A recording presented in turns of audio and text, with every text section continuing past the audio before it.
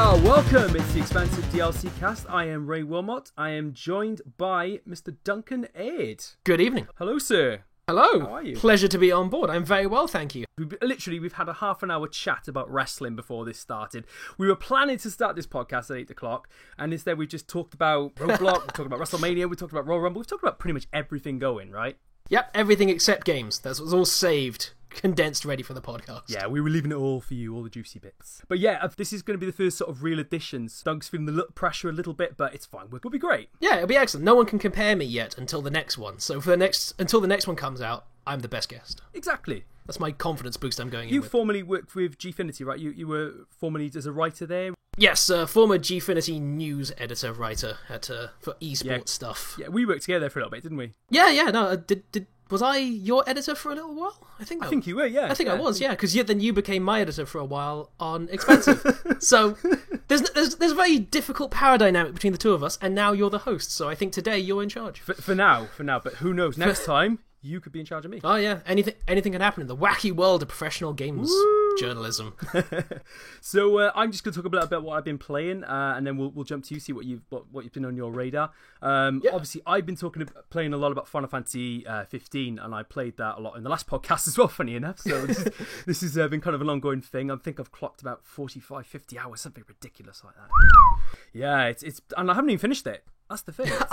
I can believe that. I can only speak of what I've heard of its ginormousness. But what's weird about it is I think for this one, there's so many side quests. I mean, like you dive in, and with most Final Fantasies, I mean, the stories takes the emphasis. You do get the odd little side thing to do. As you're walking on, you could literally spend your life just side questing. Like you hand a side quest in, and they've got another one for you. Hand it in, another one for you, and it's a bit like, you know what? I've got to stop at some point. I want to see what happens in the story. I need to progress things.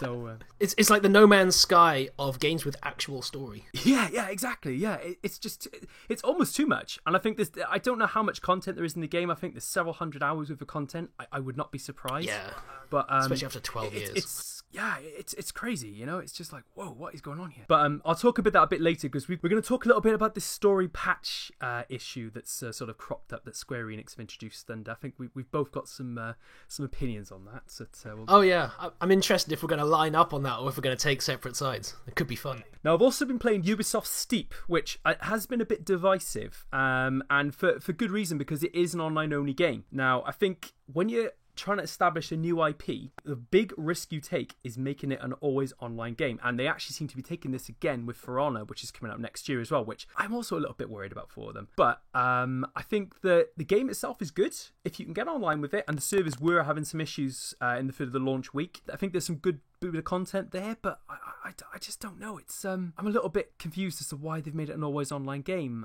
I don't really get that. Yeah, it's really funny that you mentioned that, because this is the very first time I've heard about it being always online. I've seen mixed opinions of people saying it's a little bit boring or it's a little bit lacking in content. I have not seen that much being talked about the fact it's always online. I did not know that until right now. I was tempted until right now to pick it up when it dropped down in price. I mean, there's a lot of content there. I think the reason it's always online is because as long as you've got a friends list of people that are playing it, you're competing your sort of high scores with other people. You're competing to see how each other are doing in certain courses and things like that. But it's a bit of a controversial thing, because like with a new IP, you want to try and get as many people on board with that as possible. And what I think some developers are still not understanding is some people still don't have a decent internet connection to sustain this. Yeah, and I think it's quite crazy that it doesn't need it. It doesn't need it at all. No. But no, it really doesn't, because you've got enough content there that you could just be fine on your own, playing on your own, absolutely just going. It's your typical Ubisoft things. You've got an open map. You can go from place to place. You can take on different objectives. You know, you can take on skiing or paragliding, or you can go snowboarding and things like that. So there's plenty to keep you occupied, and you don't necessarily need to compare with anyone else online. You can just play on your own and just compare your own high scores, you know? Yeah, that's what I really honestly thought it would I hoped it would be. It's just a nice, calming, relaxed, chill out, zen-ish game of, hey, go down a mountain, relax, don't worry about it. And there's some challenging stuff over there if you want to try and do a high score. But, Ubisoft always online, Jesus. Yeah, and For Honor is going the same route as well, apparently. The whole campaign is always online, and they haven't actually... They've given a reason, but I still don't feel like it's... What's going to kill that game is the recent revelation. I believe it was actually this morning, as of the day we're recording. It could have been yesterday, where it's all P2P. Oh, God, no. There are no servers for the game.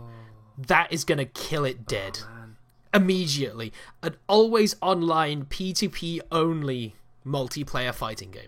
That's death. Yeah, it's a real problem I think Ubisoft have having, and I think that they've got some great IP. Obviously, Assassin's Creed took a bit of a break this year, so that they've kind of needed something to really step in and be the hit, and Watch Dogs 2 hasn't been that hit for them. I am not going to let Ubisoft off this. They did not release an Assassin's Creed game. They released the Ezio collection. They released 3 remastered ones, and everyone's like, oh, they didn't do one this year. They did 3. I'm not letting you get away with this. No, that's very true, actually. And the mobile was the mobile game this year, or was that tail? I think it was the tail end of last year, the mobile game. But that came on Android this year, so technically that's still a release. Yeah, and didn't one of the Chronicles sneak out this year as well? I want to say Russia was near the beginning. Yes, they came out as a physical. So they've come as a physical pack. So yeah, so actually technically, even though this is apparently a skip Assassin's Creed year, it really wasn't. No, there was quite a lot, and I feel like people did. It's because no one cared about the Ezio collection. It's the only reason that people don't bring it up as much. And you got a weird guy with weird face. Just a magnificent piece of history, lost to us due to patching and DLC. We'll come on to that later. And I'll briefly touch on The Last Guardian, because I've not finished it, but I'll just briefly mention it. This is another one, because I am loving my time with it. I am loving the atmosphere, I'm loving the characterization, I'm loving the feel of the game, the look of the game. It's lovely, but there are so many glitches that it's kind of making it difficult to completely fall in love with it. I think that the camera angles have caused some issues with the game. Trico is a very slow-moving, sluggish character that is very disobedient.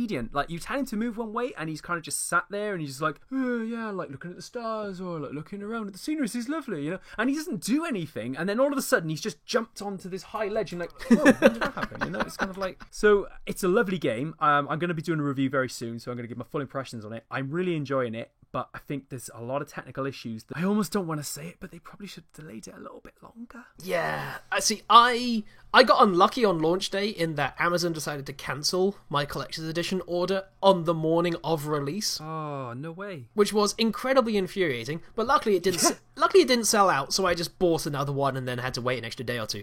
I still haven't cracked the seal. Oh, okay. Interesting. Because I've waited 12 years for this, or 9 years? 9 years, sorry, not 12. 9 years I've waited for this game. I will wait 2 months, or however long, and just hope that there's some sort of patch. Yeah. That's what because what I've heard is that it's all technical, and that means it's all fixable. Yeah, I agree with that. So all I have to do is wait. I haven't heard anyone complain about the game itself. Yeah, it's lovely. So I'll see a little... Yeah, there'll be a little tweet one day that will just say, camera bug issues fixed, Trico listens, and then I'll boot it up immediately. Put it in the PlayStation. Yeah. Download the patch before they take it back. Yeah. What I think is great about it is that this year has been particularly challenging, right? I mean, 2016 has just been a year that I can't wait to see the back of, and I don't know how you feel about 2016, but yeah. Yeah. And for me, this simple relationship between a boy and this dog bird creature is just really touched me in a way that probably wouldn't have touched me normally. And I almost feel like these delays, I know this is going to sound really weird now, so I'm going on a real tangent, but these delays almost needed to happen because we needed this game this year. Yeah. We needed this way to end the year on this lovely sentimental note. Because apart from all these technical issues, it's lovely. It really is lovely. Yeah, I'm very much looking forward to finally jumping in on it, and I'm so happy that at least none of the complaints have been about the actual core of it, because that was always the bigger issue, was have they lost their touch? It's like, oh, the controls are a bit janky. I'll move on from that. Oh, the camera's a bit wanky. You know, oh, I can live with this, but it's... If someone had said to me, oh, Trico's actually a really unlovable creature, that would have done it for me. You know, and I think that might be why people are more frustrated by the fact that it doesn't listen all the time. But this is actually a funny thing, like, with the fact that he doesn't listen, it almost kind of adds to the charm a little bit, because one example I climbed up onto a platform and I was literally there and he was still somewhere behind me. I didn't know where the heck he was at the time, so I was like, I've made it onto this platform. It was quite a tough climbing section. All of a sudden he just bumbles in behind me and he knocks me on my face. And I was just like, where did he come from? I know it was probably a glitch at the time, but it just added to the charm of the game. One of the rare times where thematically you can get away with it. Yeah, exactly. So it kind of worked on a narrative level. Yeah. So what have you been playing? Have you had much on the go at the moment? I've been playing some games that I don't think a lot of people have been playing for quite a while, because I know that there's the Final Fantasies and the Steeps and the Last Guardians. The two most recent games I've been playing has been the Darksiders War Mastered Edition. Yes, I love this. Yeah. This really did sneak under the radar, I thought, compared to what it deserves. Yes. It only came out about a month ago, I think, maybe slightly over a month. Yeah, about that. Because the second one came out earlier. The second one came out a while ago, but then they released the first one later on, which was a touch confusing. But I've been playing the first one through, and it's still a really magnificent game.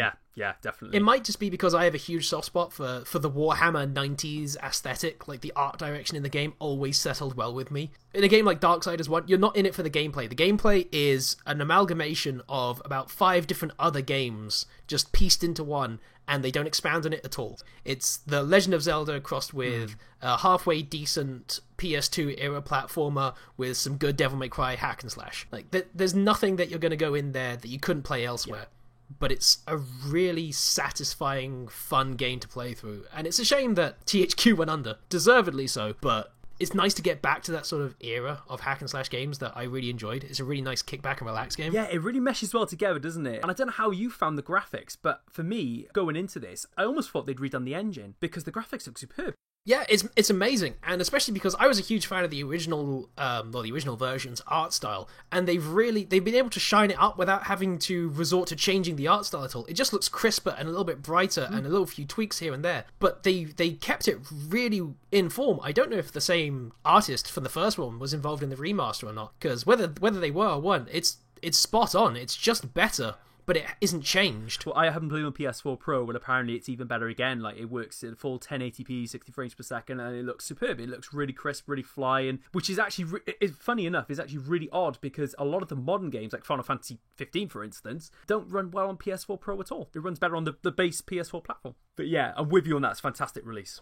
Yeah, I feel it's a shame that it didn't. I don't feel it got quite as much attention as it deserved when it came out, possibly because they did Darksiders 2 first for some reason. I can only figure they didn't think it was going to work. Like, maybe no one was going to buy it, so they just thought, the second one, we'll just get that one out of the way, done, let's move on. But hopefully with these two now being released, I have fingers crossed for a third. I was going to say that, yeah. Yeah. With THQ Nordic, as they call it on the front of the box, if they do a third one, like use a different Horseman of the Apocalypse, I could be on board with that. Maybe Famine could be Famine. Oh, could be good. I mean, Death was always good as well. So yeah. So I'm enjoying that one. And the second game, which I've been picking up, and this is very applicable to the podcast, is No Man's Sky. Oh yes, good old No Man's Sky. It pulled me back, kicking and screaming, despite the fact I really was not sure whether the update was going to hook me again. Yeah. And it's got me at the moment. I mean, there's still that small air of, I feel I'm going to become tired of this again in about 10 hours. But right now, my base is still being built, I'm still constructing things, I'm being given more blueprints to do, it's shinier, there's better planet generation, there's now actually spaceships in space. Like, it's doing just enough that the latest DLC patch has sort of appeased me more. I think that them offering that as a free DLC has potentially even made more sales for them, because I know that the game has been reduced as well, so a lot of people have thought, maybe I'll dive in now, maybe I'll check it out. But they didn't handle things very well, did they? No, it was, I mean, Hello Games took a lot more of the brunt initially than I felt they deserved. I felt Sony deserved a little bit more stick, but Sony's currently riding a wave of very good positive opinions right now. And I didn't hate No Man's Sky on launch. I just found it a little bit dull after a certain period of time. But my first 15-20 hours of playing it, I was really into it. It was only once you realise that there is no more to see. That's when it got very quickly disappointing. So that's why the DLC has worked for me, is that it's saying, here's another 20 hours, and I'm going, alright, if I'm thinking of this as episodic updates, this 20 hours is going to be really good, and hopefully by the time maybe next year rolls around, they'll be able to throw in a little bit more, and then I'll be on board with that. As a purchaser, as someone who bought it at launch, is this like what you have been waiting for? Is this why you purchased the game, this update? Is it kind of leading towards that path? It's definitely leading towards that path. I wouldn't say it's quite earned its place in the mark yet, but it's finally looking more impressive, because initially there was that famous Jurassic Park video that was bouncing around of the original E3 trailer and then the actual release. It's a lot closer to that original E3 in terms of its look. It's a lot shinier, a lot smoother. But I still think that the objectives of the game are still lacking a lot. It feels as if right now they're adding in lots of really good side quests, but there's still no main objectives. Yeah. So Yeah. I think if they do another update that adds a little bit more of a possible end game, that is a little less side projecty, you can get around to this when you feel like it. If there's a bit more core to it, that I think will be the next update, and that will be when I can truly say this is what I wanted. Because I didn't expect the world of it. I just wanted a good, solid game that kept me entertained for about 30 hours. Yeah. I'm definitely hearing positive stuff now that the update has happened, and I actually haven't played it myself, so this is one of the few games this year that I've not really dived into, and I think it was partly because the negative press kind of did admittedly push me away a little bit, but certainly seeing this now, seeing the positive reception, seeing the way that people have reacted to the update has definitely inspired me to check it out properly now and see what the game's all about. Yeah, absolutely. Which is good. I think if you see this for £20 now, you're going to get your money's worth. I think that's the way to look at it, definitely. Cool. That's good to know. We're just going to dive into the news.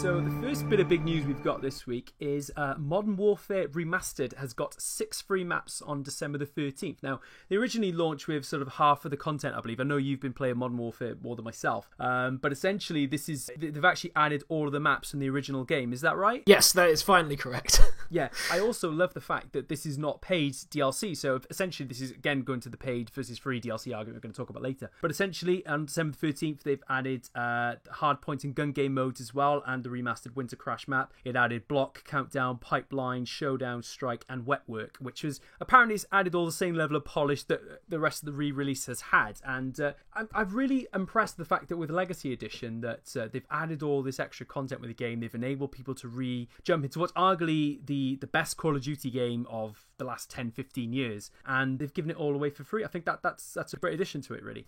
Yeah, it's one of those things where it feels like it's a very good feel-good moment that they've actually done it, but there's still a small part of it in the back of your brain that says, why was it not there on launch? Because, I mean, I can understand that the Winter Crash list, because it's a lot more Christmas-themed, that it makes sense that you wouldn't do that right away. Yeah. But the initial 6 maps, it feels like they should have been there on day one of the initial game. Yeah. And it's very strange that they didn't. My assumption and my hope is that they just did it just to give the player base something new. Because with the remaster, of course, with all the new Call of Duties, they're releasing map packs every 2 to 3 months with the season pass on like Infinite Warfare and Black Ops, whereas with Modern Warfare, there's a finite amount. It is non-infinite. Yeah, I suppose that is one thing. I mean, I suppose the other thing I was thinking as well, it could be the resources. They needed to dedicate the resources to finishing Infinite Warfare, and then they thought, right, now we've shipped that, now it's gone gold, now we can get the rest of the maps retooled, rejigged, and then get them sent out as a free piece of content now, and then everyone can just download them at a later point. But it's quite interesting that was never revealed. So, like, as you say, we didn't know for certainty that we were ever going to get these maps. These maps were never sort of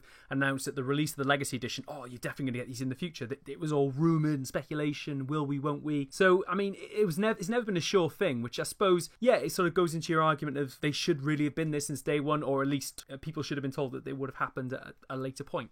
Yeah, exactly. And that was, when the game first came out, it was a very curious choice, because when people saw 10 maps, you know, the big Modern Warfare fans were all curious as of, oh, is it like the greatest hits? Then the greatest hits maps, then I guess that kind of makes sense, but there weren't enough missing to make it seem like it was worthwhile. You know, like we said, there's only about 6 or so maps off the original one that weren't there, and it was a very odd number to just suddenly have not attached on. But like you said, perhaps it was just that they didn't quite have the resources for launch, and they thought, well, we're going to do this eventually, but we don't want to set a date on it. We don't want to promise something until we know that we've got it done. Yeah.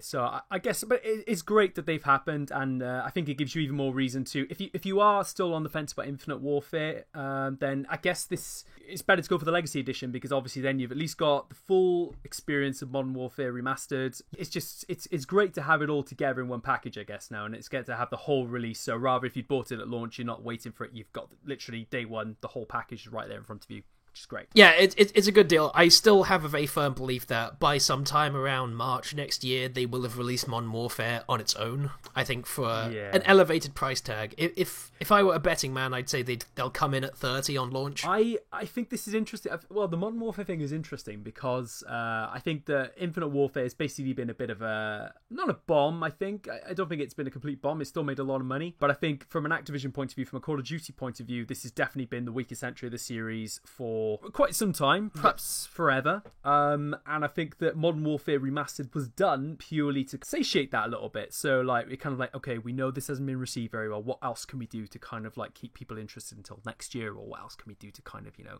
keep the player base going? So it's a very divisive thing, because what they've essentially done is they've actively chosen to split the player base even further. Because when Infinite Warfare came out, while it was not, like you said, for general game standards, it was not a complete bomb. But by Call of Duty standards, it lost out to FIFA, like that in terms of launch days. So this was the worst one in a good while in terms of performance, because Ghosts was a terrible game, but people didn't know that before it happened.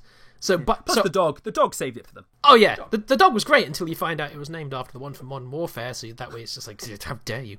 But you didn't know, you couldn't see that one coming. This is the follow-up to Ghosts. Like, just saying that out loud, you know it's not going to be coming in with a positive attitude. But you throw in Modern Warfare, you throw in, you know, even though all the maps weren't there initially, now you've got an extra bump of good content. Like, this just came out. I'm happy this has happened. Yeah.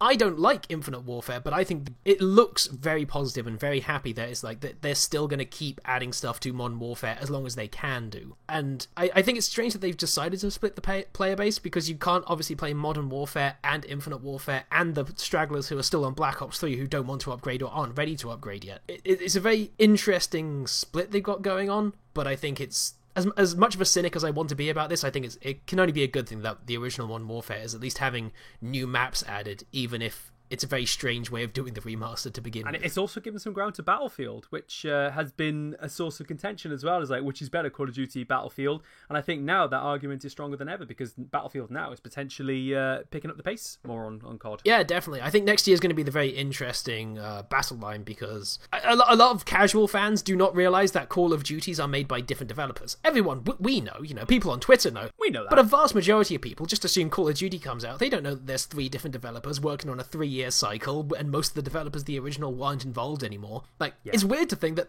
this came with Modern Warfare Remastered, but the people who made Modern Warfare, they fired. And made Titanfall. Which then came out to die because EA decided they didn't like him anymore. Yeah. It's such a strange political system right now in terms of shooter territory. Yeah. But next year, it'll be Sledgehammer's follow-up to Advanced Warfare going up against whatever EA pushes forward in terms of Battlefield. Actually, I have heard Battlefield is not coming out next year. That will be a very interestingly bold choice if they go for it, because next year's Call of Duty is going to be more hyped up, I think. It's going to have a better aura around it from the community and from the players of it. So it'll be interesting to see if EA would renege on that. Yeah.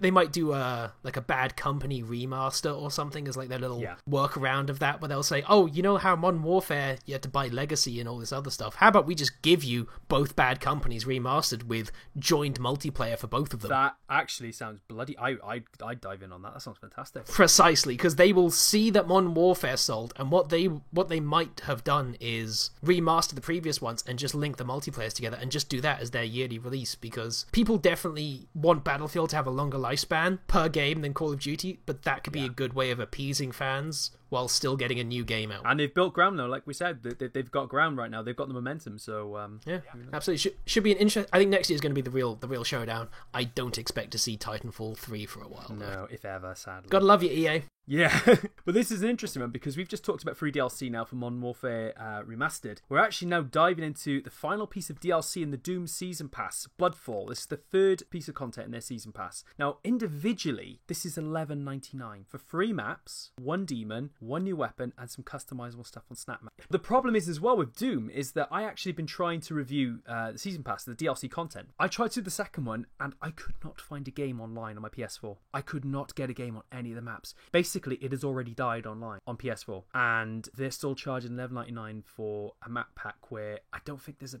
very big, at least on PS4. I can't speak for Xbox One, I can't speak for PC. I hope that there's a bigger base on either of those, but PS4, it's really struggling, and it concerns me a little bit that I think that Bethesda, from their point of view, are going to have to look at this and think, well, others are starting to give stuff away for free now. We're charging $11.99 for 3 maps. Can we really sustain that in the future? Yeah, it's going to be... It's a shame because I play the Doom multiplayer and I do really enjoy it. But like you said, the biggest problem it's facing right now is its very dwindling player base, especially because I play on PS4 as well. But I have a friend who plays on PC, and even they tell me that outside of like the standard team deathmatch, you're not going to be getting a lot, especially when it comes to the DLC maps, because of course a small player base, smaller groups of those people will even have the DLC to get into a map. I think Doom made a mistake putting so much emphasis on the multiplayer season pass, and right now I think they're stuck in an unwinnable position where if they reduce the price of this DLC, it makes the season pass holders angry. And so the only thing they can do as of because this I believe is the final DLC part of the season pass. Am I right in saying that? So after this point, I think this from now on is where you'll see the direction that Doom is going to go, because either they will reduce the season pass, or I believe they might make select maps free and then discount the rest. Well, I think one thing they've done wrong as well, like you sort of saying, you touched on there, but I think that the emphasis of Doom, the selling point for Doom was the single player for me and the snap map, and I think that's where Bethesda should probably have focused their efforts rather than the multiplayer, because I'm not saying the multiplayer is bad, I actually enjoy it as well. I mean, it reminds me a lot of Unreal Tournament, and I've really enjoyed that style of play in multiplayers. I've kind of missed that. The selling point for Doom was always the campaign, and it was always the abilities you can produce on snap map and send up maps. You could just, and your friends could play those maps. And while they've kind of touched on that in the DLCs, the single player has just been completely ignored, and probably people would have paid more to just expand the campaign a bit longer. Yeah, I would not be too surprised if maybe next year they did do one single player piece of DLC, depending on what their future plans are for the franchise as a whole, because Bethesda's definitely been doing a revamp of all its major franchises, and to its credit, has been pretty much doing an incredibly solid job of all of it. Yeah. Last Wolfenstein game they came out with, The New Order, still one of my favourite games of all time, and my favourite of that year.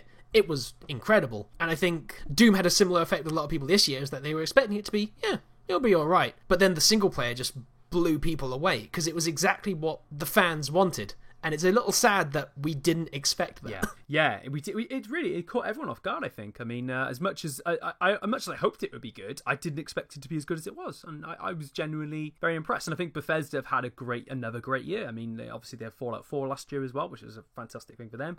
And now they've had Skyrim and Dishonored 2, which is another fantastic game. And it's been a great, solid year for Bethesda. I mean, yeah, absolutely. And I think I can't say, I don't want to say this as a factual thing, but the multiplayer focus of Doom feels more like Bethesda wanted that, and id wanted the single player. Now, I can't vouch for this fully, but that's what it feels like. It feels very akin to Spec Ops: The Line. Yes, I get to bring that in. Spec Ops: The Line had the most incredible single-player campaign, and it had multiplayer. And the developers of Spec Ops: The Line, they wanted nothing to do with the multiplayer, but it was told it had to be there. Yeah. And I think Doom had good potential for multiplayer, and I'm sure that they wanted to do some multiplayer, but I think there might have been a stronger push by Bethesda to make it more intense in that regard, because Wolfenstein had none, and I think that was definitely a very good artistic choice at the time. Like, that game was exactly what it needed to be. But you couldn't have Doom with no multiplayer, but at the same time, this Doom is not going to click as strongly, I think, at this core moment in terms of first-person shooter multiplayers. But maybe if they do a sequel, maybe now that people have seen that the campaign has been so good and that it's been received so well, that maybe now that the opportunity then to build on multiplayer is coming to the sequel. Well, I guess we'll see from there. But it's a great release. If you've not played Doom yet, I think it might even be in some of the sales this year. You should definitely check it out. I'm not going to recommend the multiplayer especially, or the season pass, because I think that's a little bit controversial, but certainly just for the campaign, the snap map stuff, get on it brilliantly. Yeah, I would definitely agree with that. Moving on to a very different thing now, we're going to look at Forza Horizon. They've actually got the first piece of major DLC, Forza Horizon 3. Blizzard Mountain, which is a lot of people were expecting a snow sort of base DLC.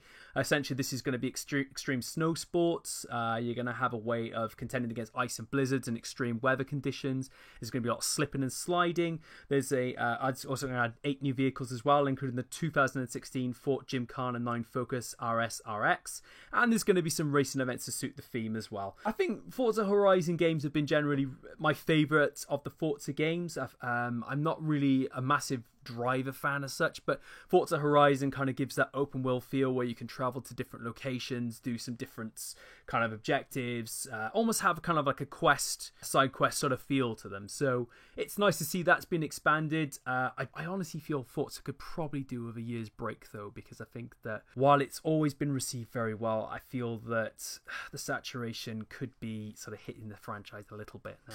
Yeah, I would probably agree with that as well. Racing games which focus around reality are definitely more akin to being able to do yearly releases without it being too damaging, but stuff like Forza Horizon, it's not based on reality. It is, it's supposed to be a little bit more out there, and that's what makes it fun. But you don't need to do that every single year because you're not trying to keep up with, you're not trying to keep up with reality. But I think that there'll probably be another Forza game next year because I think they'll want to get one on PC. Well, yeah, and Scorpio next year. So I mean, it makes sense to make it a launch title, right? So so absolutely. But I mean, I think they're great games. Yeah, great games, absolutely. Especially the Horizon series. I'm with you on this one. Definitely the best of the whole series for me. As someone who's, again, I'm mostly into rally type games. So your Colin McCrazy V rallies, even some of the newer ones like Dirt. They've always been ones that have always gelled well with me.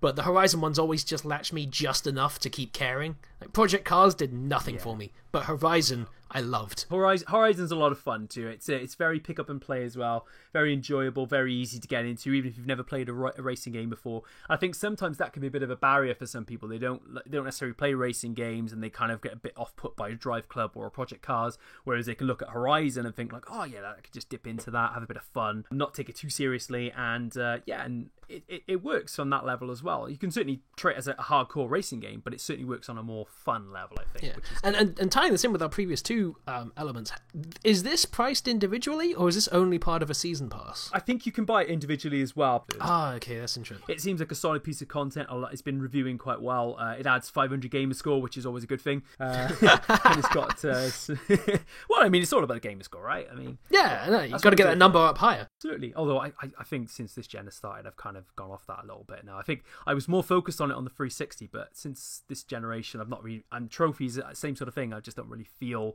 the need to complete everything. I just rather enjoy the game rather than feel like I've got 100% it, I'm still hooked on trophies, but I will confess, when I watched 3 TV episodes in a row on Netflix on my Xbox and got an achievement for it, it felt rather devalued at that point. Yeah, it's a little hard, isn't it? Yeah, it's like, I'm still getting some gold trophies on PlayStation for finding collectibles. I'm still finding that quite satisfying, but when I'm, booting up Xbox, I'm just not quite as drawn to the score as I used to be, and it's nowhere near as prominent as it used to be either. But that's a whole separate side thing. Talking about trophies, Uncharted 4 multiplayer is getting a nice survival mode, horde mode based expansion, which I think is now available. Again, as a free update.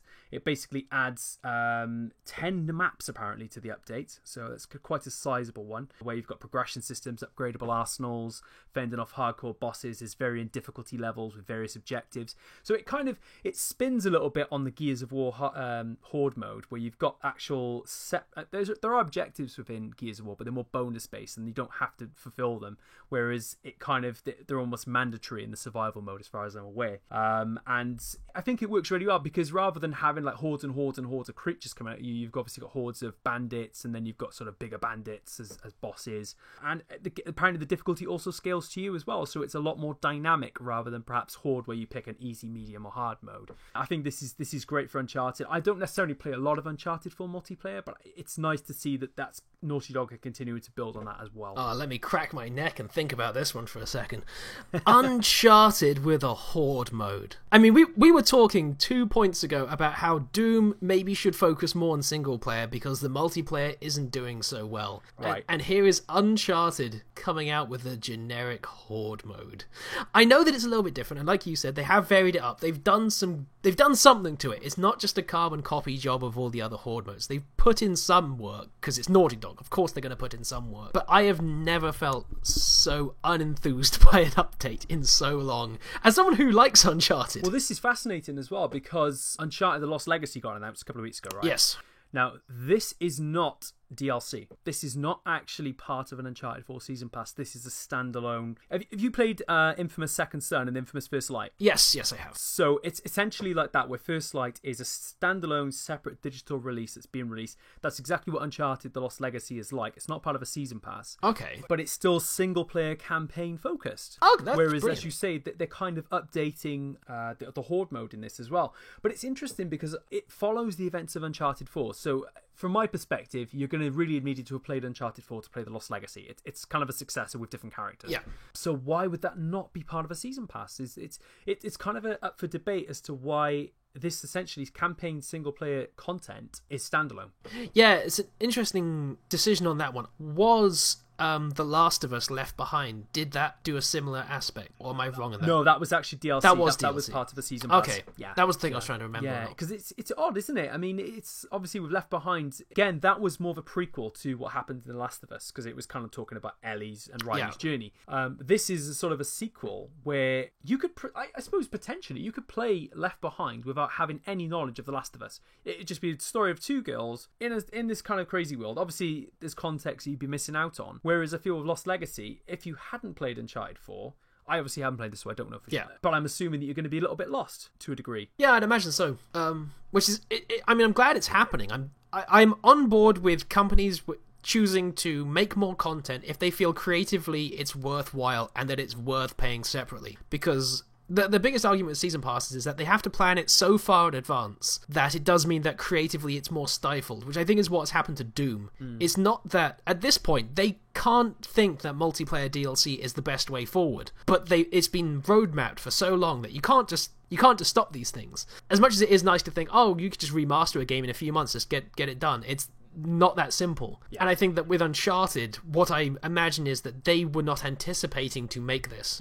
And Naughty Dog came up with a concept that meant that they could do something separately, but trying to add it in as a tie-in DLC for Uncharted would just be a bit much in terms of to give it away for free, essentially, because it wasn't labeled in the original season pass or the original DLC stuff. No. So if they did choose to do it as DLC for Uncharted 4, all that would do is emphasize that you have to have Uncharted 4 to play it. Yeah. Which would be unnecessary if you could just do it on your own anyway. Yeah. If you see what I mean. Because I'm sure lots of people have played Uncharted and gotten rid of it. Whereas this way, that you can still play the sequel. I think if you own a PlayStation 4, then you certainly, I think you're almost going to be either considering Uncharted 4 or you've played Uncharted 4, or it's something you've thought about at some point or you've looked into. And I think that definitely it's certainly going to do very well. I mean, it's a very unique experiment for Naughty Dog, and it's obviously something that it's quite unique. I mean, you don't find it very much on Xbox. You don't find it so much on PC. But it seems to be something that's gradually gaining momentum as a thing to do for developers to kind of expand their stories, but also to kind of try something different and almost not isolate people. So like if you haven't got Uncharted 4, you can still check this out if you want to. It's there and it's available. You could just buy it straight from the store, no problem at all. But it's more the concern, I suppose, of if you did do that, would you then feel, why did I do this? Maybe I should buy Uncharted 4 first, kind of thing. Yeah. What I don't know is this survival mode? Is this part of the season pass, or is this just a free update? As far as I'm aware, it's a free update. So okay. I think that there's going to be maps added as well as part of the season pass. But as far as I'm aware, this is just literally a downloadable update. You can download for free and just have it into your game straight away, which is great actually. I mean, it's content that they could give away as part of the season pass, but they've chosen to give it away as free. So yeah, that's what I was pretty cool. That's what I was curious about, because that gives me a lot less to give out on, because I think this mode is pointless and it looks mundane. I can't say until I've actually played it, but it looks so unnecessary. But when it's free, it's much easier to stomach. Harder to argue. Yeah, exactly. It's like, here's a free survival mode. I can just glance at that and go, well, that's kind of boring, and then move on with my life, and everyone who wants it gets it. That works out fine. If they're charging money for it, then I can get angry. Cool. So, yeah, we're actually just going to wrap this up with the last thing we're going to talk about is the Final Fantasy 15 future updates that affect the story. Now, yes, this is going to be a controversial one, because Final Fantasy 15 has done very, very well. It's shipped 5 million copies well. It's done all right, and it's reviewing pretty well. Great. And it's obviously been waited for a long, long time. Now, a lot of people have basically, as you can expect, they've blitzed through it. They've probably finished it in 2 days. I've put about 45, 50 hours into it. I'm nowhere near done, but people have probably done this in 20 seconds, and that's that. So they finished the game. But we had the Crown update on day one, which I think everyone would have had to have installed anyway, so we understand that. That added some Kingsglaive cutscenes, which were from the movie, so that kind of expanded the story in different ways and also gave some context to the movie. What Square Enix are actually doing now is actually patching the game sometime in the new year, and they're adding stuff to chapter 13 to kind of basically make it less of a boring chapter.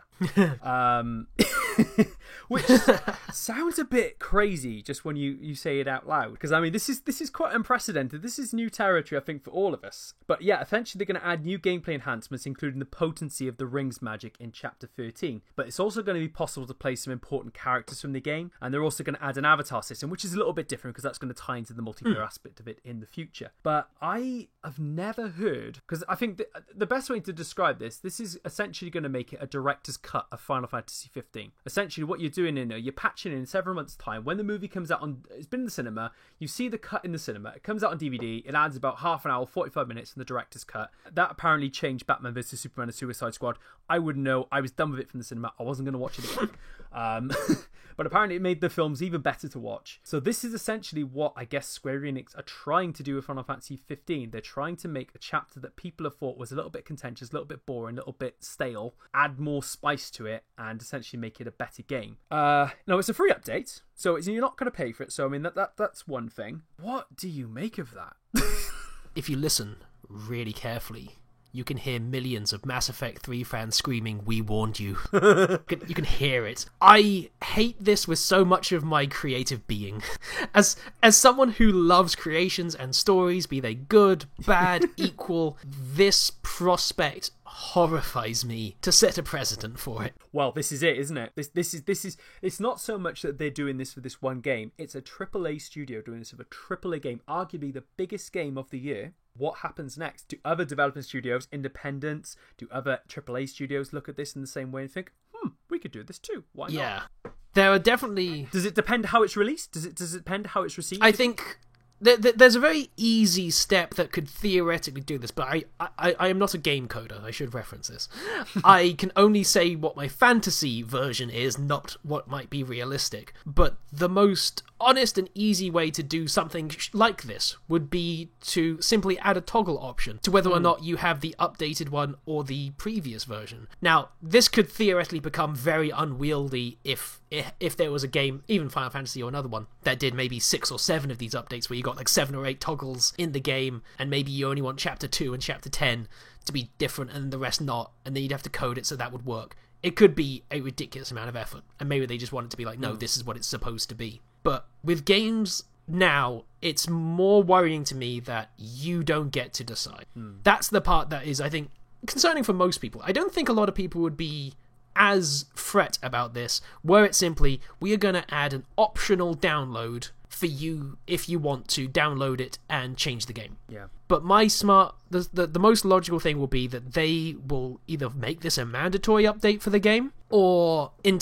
years gone by, it won't matter either way, because you won't be able to get the update anymore. Yeah.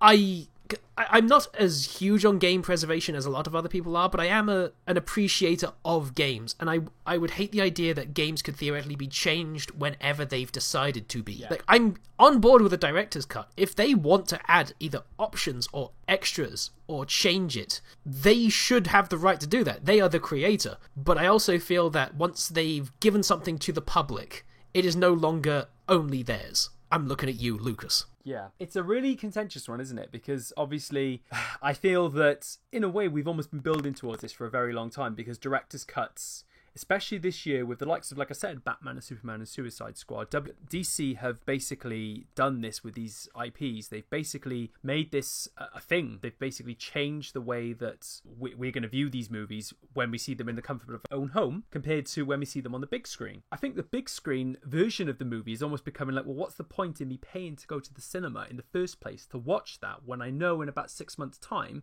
I'm going to see the movie as I should have seen it when I was in the big screen in the first place? And is that going to become a thing with games? Launch sales, are we going to think to ourselves, you know what, I don't want to pay for this on launch day because in 6 months' time I'm going to get the director's cut at a reduced rate? Yeah, like we were saying with No Man's Sky, if you bought it on launch, it wasn't as good. If you bought it today, you get a pretty good game. Yeah. But I cannot verify this for sure, because there might have been other games that did this, but the one that's been sticking in my mind since this Final Fantasy thing is Silent Hill 2, because there was what was literally called the director's cut of Silent Hill 2, and it was released as a separate game, and I'm sure that was done because in the PS2 era you couldn't do something that like Final Fantasy is doing, but I believe they would have done what Final Fantasy did then if they could have, because the director's cut didn't do much for Silent Hill 2. They released a whole separate game for it. It updated some of the cameras.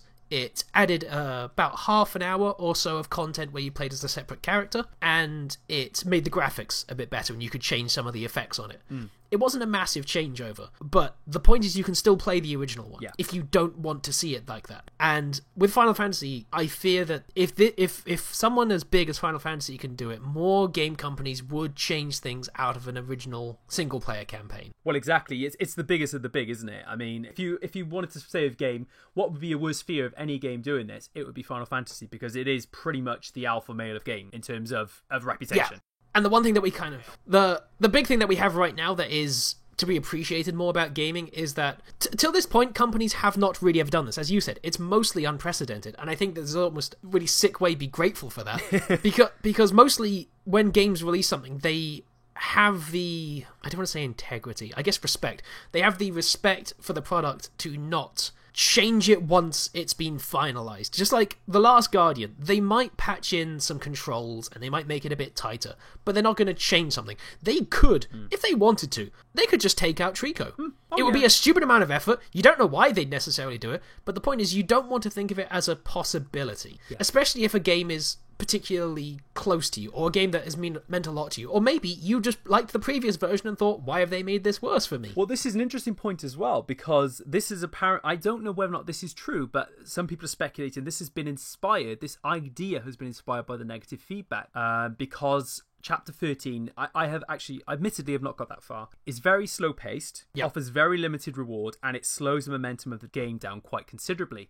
So have Square Enix then listened to the fan feedback and thought to themselves, right, we need to change this, or we need to tweak this, or was this always on their mind? Did they literally just put this chapter together in the first place and thought, right, we'll patch that in a later point? Or were they prompted to do this because the way that people have said, no, we don't like this chapter at all, and we want the game is great apart from this chapter? So are they now thinking to themselves, as a result of that we should change it? Oh god, that terrifies me far more as a concept than it does if the creator did exactly.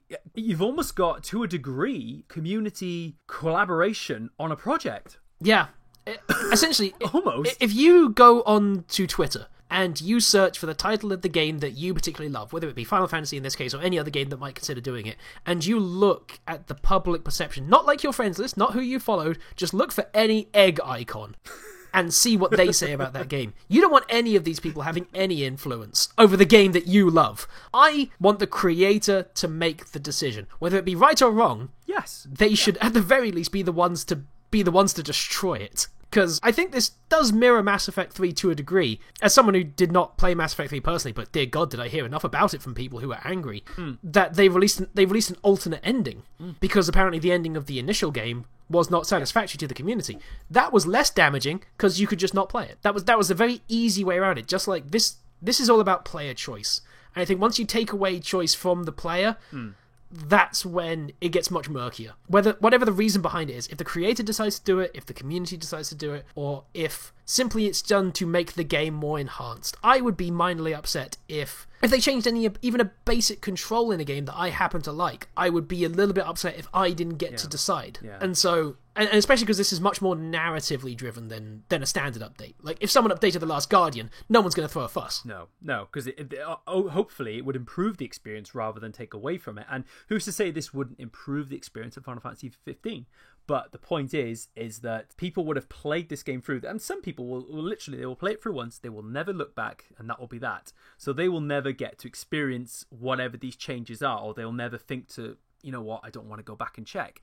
Whereas some people will try and compare both, and they will never be able to get back what they originally had. So it's a fascinating shift, and I am a little concerned that this might become a bigger deal. It could be the greatest invention to games ever. This could be the best thing that's ever happened to games. This could be a marquee moment, and we'll look back on this in 5-10 years thinking, yeah, this is great. We love it when they do this. Or we could be exactly as we are now. Who knows?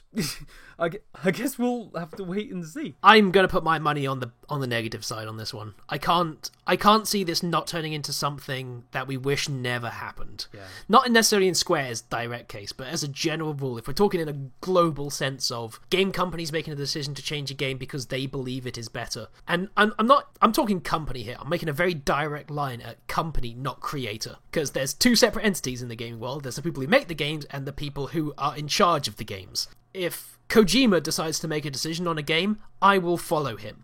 If Sony tells him to make a decision, I will burn them for it. And just like this ties in so well with Modern Warfare's Remastered, because there's one huge difference they made in that, which was done by the company and done by them. They changed kill streaks to score streaks. Just like the new Call of Duties use score streaks, they remade it in Modern Warfare, did a fantastic job in every aspect, except they changed it to score streaks because they decided that was a better way. But what people wanted was the original. And that's what I think we'll look back on with Final Fantasy or future elements like this, where people will mourn or do what they can to preserve what was there originally, like they did with PT.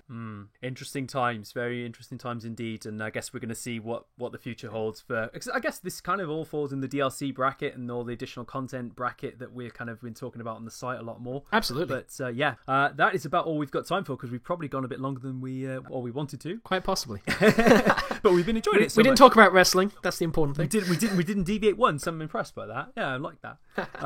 Thank you very much to Duncan for being our guest this episode. Thank you very much. It's been a pleasure. Hopefully I might be back one day. Hopefully so. Yeah, I'd love you back. So just a quick sign off. You can grab this on Podbean, iTunes, Stitcher, and all your favourite podcast homes. You can find Expansive on Facebook. You can tweet us at Expansive DLC. Subscribe on YouTube at Expansive DLC. You can chat to us on any of those channels or email us if you've got any sort of comments. If you've got anything you'd like to discuss on a future podcast, it's Expansive at Expansive DLC. And of course, you can find us at expansivedlc.com. Thank you very much for listening, and we will see you next time. Bye bye.